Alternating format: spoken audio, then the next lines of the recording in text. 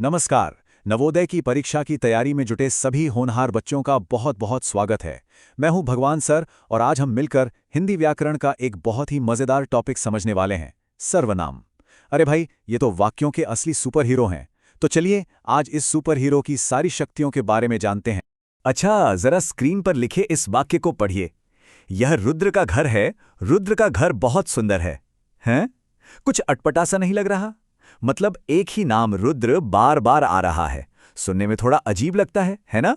तो अब सवाल ये है कि इसे और अच्छा कैसे बनाया जा सकता है। इसे बोलने में और सुनने में एकदम आसान कैसे बनाएं? सोचिए जरा। कोई तो तरीका होगा, कोई जादुई शब्द जो हमारी मदद कर सकता है। जी हाँ, बिल्कुल है। और वो जादुई शब्द है सर्वनाम। इसकी परिभाषा बहुत ही सीधी सादी है। जो शब्द किसी संज्ञा यानी किसी भी नाम की जगह पर इस्तेमाल होते हैं उन्हें ही सर्वनाम कहते हैं। जैसे पिछले वाक्य में हम रुद्र का नाम दोबारा लेने के बजाय कोई और शब्द इस्तेमाल कर सकते हैं। और ये देखिए, हो गया जादू। ये रुद्र का घर है, उसका घर बहुत सुंदर है। हमने रुद्र का की जगह सिर्फ उसका लगा दिया और वाक्य कितना बढ़िया हो गया। अब ये सुनने में बिल्कुल नेचुरल लग रहा है। यही तो है सर्वनाम का कमाल। तो अब ये तो पता चल गया कि सर्वनाम कितने काम की चीज है। लेकिन रुकिए, कहानी यहीं खत्म नहीं होती। इस सुपर हीरो के भी अलग अलग रूप हैं। जी हाँ, सर्वनाम पूरे 6 तरह के होते हैं। चलिए एक एक करके सबसे मिलते हैं। चलिए फटाफट इन 6 प्रकारों को समझते हैं। पहला है पुरुषवाचक। ये लोगों के लिए इस्तेमाल होता है, जैसे मैं, आप या वो। दूसरा निश्चयवाचक, जब किसी पक्की चीज की तरफ इशारा करना हो, जैसे ये हमेज या वो हो लड़का। तीसरा अनिश्चयवाचक, मतलब जब पक्का न पता हो कि कौन है या क्या है, जैसे कोई आया है। चौथा है संबंधवाचक, जो वाक्य के 2 हिस्सों में रिश्ता बताता है, जैसे जैसा करोगे वैसा भरोगे। पांचवा तो नाम से ही साफ है, प्रश्नवाचक, यानी सवाल पूछने वाले शब्द, जैसे कौन और क्या।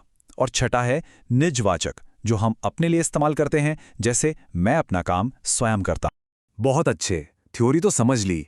अब बारी है प्रैक्टिकल की। तो क्यों ना एक छोटा सा अभ्यास हो जाए। चलिए अपनी समझ को परखते हैं और देखते हैं कि किसने कितना ध्यान से सुना। तैयार हैं? तो पहला सवाल ये रहा आपकी स्क्रीन पर।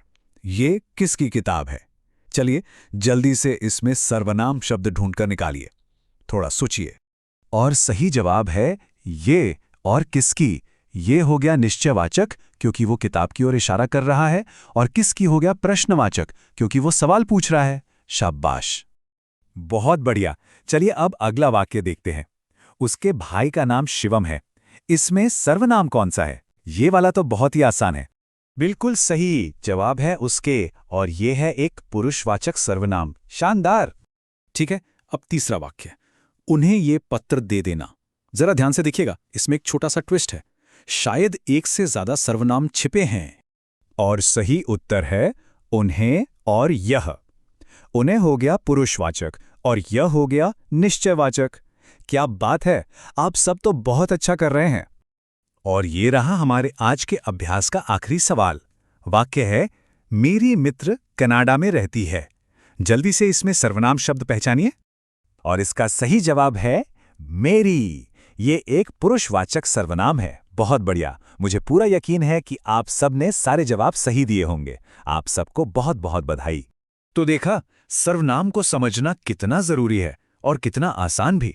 ये टॉपिक आपको नवोदय परीक्षा में पूरे नंबर दिला सकता है। और भगवाल सर के साथ आप ऐसे ही हर विषय को एकदम मजेदार तरीके से सीख सकते हैं। तो अगर आप चाहते हैं कि आपकी तैयारी और भी पक्की हो जाए, तो भगवाल सर की क्लास से जुड़ना बिल्कुल मत भूलिएगा। इस क्लास को लाइक करें, अपने सभी दोस्तों के साथ शेयर करें, और हाँ, चैनल को सब्सक्राइब जरूर कर लें ताकि कोई भी जरूरी क्लास छूट न जाए। हम मिलेंगे अगली बार। तब तक पढ़ते रहिए और आगे बढ़ते रहिए।